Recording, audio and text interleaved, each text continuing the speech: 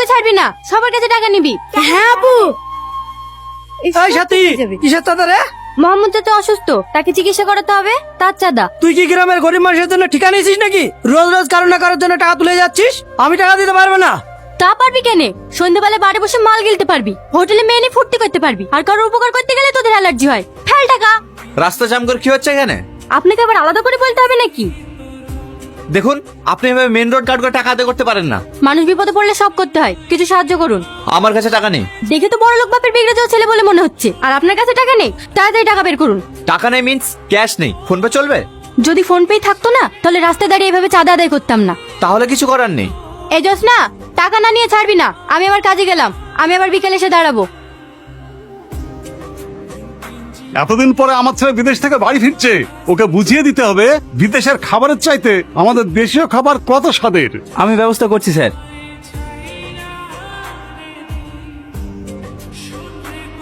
এ কি অবস্থা তোর? বিদেশ থেকে বাড়ি ফিরছিস না কুস্তির আখড়া থেকে বাড়ি ফিরছিস? আমি বুঝতে পেরেছি, টাকা দিয়ে আসেননি তাই তো? ড্যাডি এখানে এখানে ও এবার তা কাজ করে, তুই তো চিনিস? চুপ! অনপড় গাইয়া কোথাকার। আমাকে দেখে তোমার হাসির সাহস হয় কি করে? পায়ের জুতোকে মাথায় রাখলে ঠিক এমন অবস্থাই হয়। এই সুমি, হ্যাঁ বাবু, সাথীকে আমার মনের কথাটা বলেছিস? আপনাকে তো বলেছি আপনার মনের কথা আপনি বলবেন। তোকে দিয়ে আর কাজ হবে না। সাথী ওসব প্রেম ভালোবাসা পছন্দ করে না। করে তো একটা চাকরের কাজ, তার আবার এত দিমাগ কিসের? আমার নাম শাকির। সোজা আঙুলে ঘি না উঠলে কিভাবে ঘি তুলতে হয় সেটা আমি ভালো করেই জানি। কি করছেন? ছাড়েন আমাকে। আপনি আমাকে এখানে নিয়ে আসলেন কেন?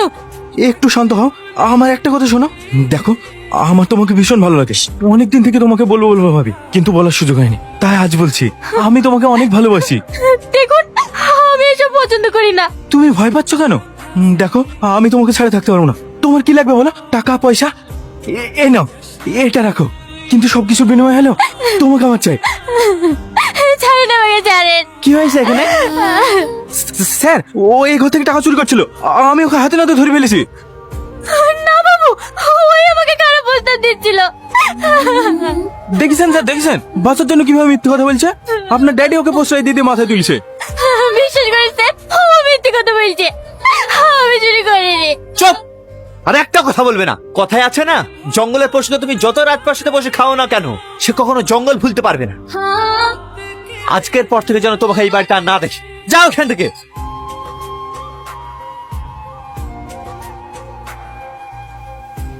দাদা, ফুল লাগবে? ফুল?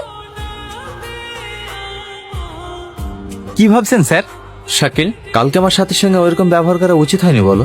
না না স্যার, ওরা ছোট লোক, ওদের সাথে ওইরকম ব্যবহার করা উচিত। স্যার ফোন করেছিলেন, আপনাকে বলে ফোনে পাচ্ছে না। ঠিক আছে, আমি ফোন করে নিচ্ছি। চলো একটা জায়গায় যাবো। কোথায়? গেলেই বুঝতে পারবে।